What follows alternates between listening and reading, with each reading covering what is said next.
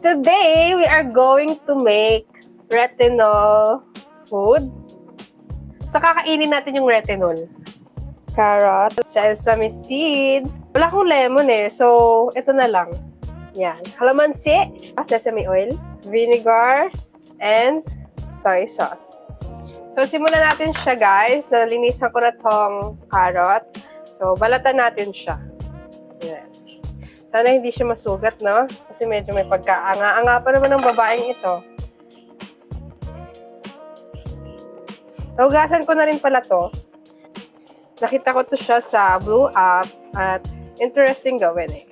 Aside from that, gumagamit din talaga ako ng retinol sa face. Yung Bakuchiol, kung alam nyo yun, maganda din siya talaga. Nakaka-glowing siya and bumabalik yung pagkabata. Naaalala ko yung mga panahon nagustuhan niya ako. Char. Ang arty talaga. So, ito na yung malinis na yan. Wala na yung mga kinemerot, ek, chimbole. So, gamitan natin siya na scraper din. Para ganun yung magiging design. Parang salad siya. Gets? Ang hirap, ang hirap pala mag-food vlog, no? Pero gusto ko talaga siyang gawin. Kasi I love food. Di ba pag sinabing retinol, yun yung usually na ginagamit talaga ng mga Koreans. Lately, nakahiligan ko din talaga mag-watch ng mga K-drama and stuff. And grabe, di ba? Parang makikita mo sa mukha nila na parang walang pores.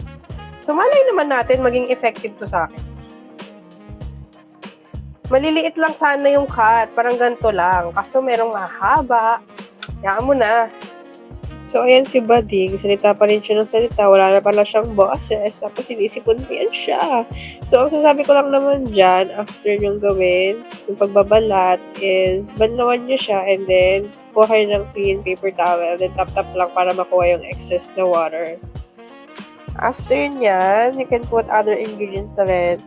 Like itong sesame oil. So, dito guys, para na kayong magtansya-tansya. Depende na yan sa panlasa ninyo, ha? Pwede pa kayo gumamit ng ibang oil dyan, like olive oil. Depende na yan sa preference ninyo. Next is calamansi. So, 3 piraso lang nilagay ko dyan. Sunod nyo na rin yung soy sauce. The next is sesame seed. Kung gusto nyo siya ilagyan ng iba pang mga seed, like chia seed, bahala kayo sa trip nyo. Kanya-kanya trip lang yan, guys. So, for barado ng ilong ko, guys, yung 2 butas, kailangan na nito ng CPR. So, lastly, vinegar. Konti lang dito, guys. Kung kaya nyo maging maasim, yung, ayan na, natapon na siya. Wala na. Mekos-mekos nyo yun na super dami. Taste test natin.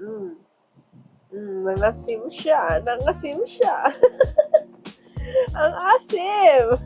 So, that's it, guys. Thank you for watching.